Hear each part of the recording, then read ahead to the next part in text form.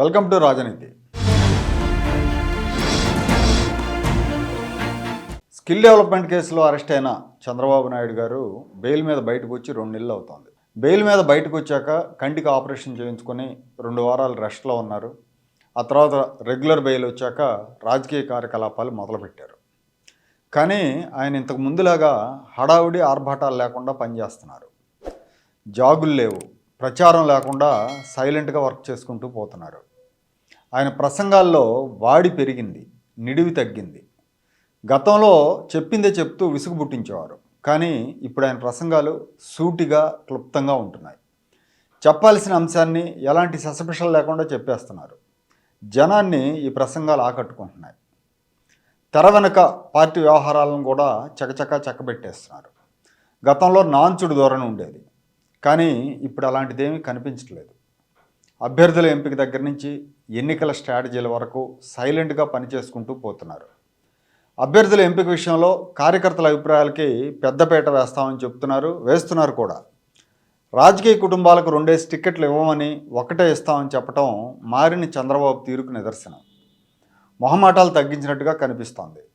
రాజనీతికి అందుతున్న సమాచారం ప్రకారం దాదాపు 70% సీట్లకు అభ్యర్థుల విషయంలో స్పష్టత వచ్చింది.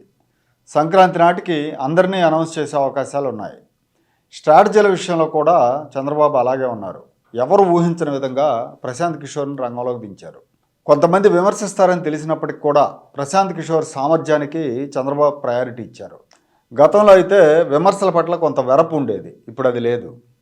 వచ్చే ఎన్నికల్లో ఘన విజయం సాధించాలంటే అందరినీ కలుపుకొని యుద్ధం చేయాల్సి ఉంటుందని చెప్తున్నారు.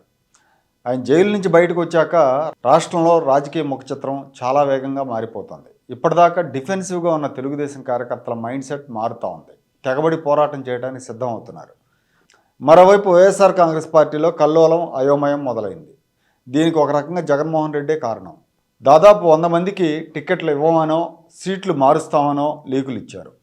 ఇప్పటికే కొంతమందికి చెప్పేశారు కూడా. సీనియర్ నాయకులు సైతం తమ సీటు ఉంటుందో లేదో అన్న అయోమయంలో పడిపోయారు.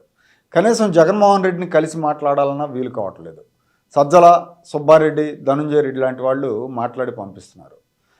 మొన్న వైసీపీకి రిజైన్ చేసి జనసేనలో చేరిన ఎమ్మెల్సీ వంశీకృష్ణ యాదవ్ అన్నారు, 1.5 సంవత్సరాలుగా జగన్మోహన్ రెడ్డి గారిని కలవటానికి ప్రయత్నం చేస్తున్నాను, అపాయింట్మెంట్ దొరకలేదు అని. ఎమ్మెల్సీలు, ఎమ్మెల్యేల పరిస్థితి ఆ విధంగా ఉంది. ఇక మంత్రులకు కూడా అదే పరిస్థితి ఇంచుమించు. వాళ్ళకు కూడా పెద్ద డిఫరెన్స్ ఏం లేదు. వాళ్ళు కలవాలన్నా కానీ కలవలేని పరిస్థితి ఉంది. పార్టీలో అసలు ఏం జరుగుతుందో, ఎవరుంటారో ఎవరు పోతారో తెలియని అయోమయ పరిస్థితి ఏర్పడింది. టిక్కెట్లు దక్కని వాళ్ళు తిరుగుబాటు జెండాలు ఎగరేస్తున్నారు. నియోజకవర్గాల్లో సమస్యల మీద నాయకుల్ని ప్రజలు నిలదీస్తున్నారు. ఇంతకుముందు పట్టించుకోలేదు, కానీ అధికారం ఉందని భయపడ్డారు, ఇప్పుడు నిలదీస్తున్నారు. వైసీపీ పరిస్థితి ఎలా ఉంటే కాంగ్రెస్ పార్టీ చాప్ కింద నీరులాగా ఏపీలోకి సైలెంట్గా వచ్చేస్తూ ఉంది. కాంగ్రెస్ యాక్టివేట్ అవుతూ ఉంది. జగన్ సోదరి షర్మిలను ముందు పెట్టి ఏపీలో బలపడాలన్న లక్ష్యంతో కాంగ్రెస్ పార్టీ వ్యూహరచన చేస్తుంది. ఈ ఎన్నికల్లో కనీసం ఒక 10% ఓట్లు సాధిస్తే 2029 నాటికి ప్రధాన పార్టీగా ఎదగొచ్చని కాంగ్రెస్ పార్టీ నేతలు అంచనా వేస్తున్నారు.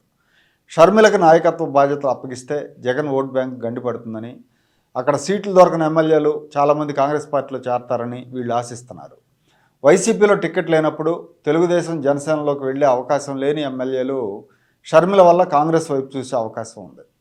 వీటన్నిటినీ దృష్టిలో పెట్టుకొని కాంగ్రెస్ పార్టీ తెలంగాణ ముఖ్యమంత్రి రేవంత్ రెడ్డి, కర్ణాటక కాంగ్రెస్ నేత డీకే శివకుమార్లను రంగంలోకి దించబోతోంది. చంద్రబాబు రాజకీయ వ్యూహాలు, కదలికల మీద కాంగ్రెస్, బీజేపీలు ఒక కన్నేసి ఉంచాయి.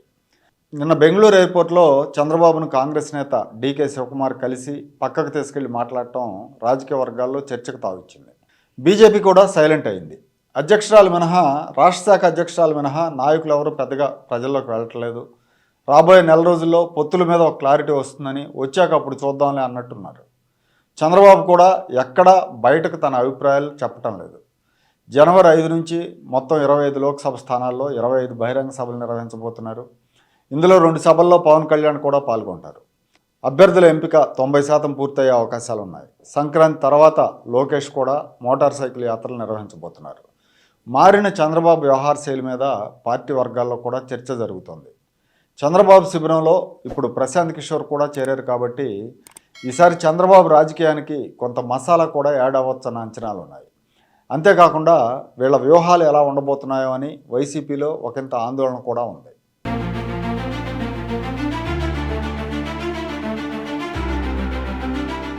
Like, share and subscribe to Rajaniti channel.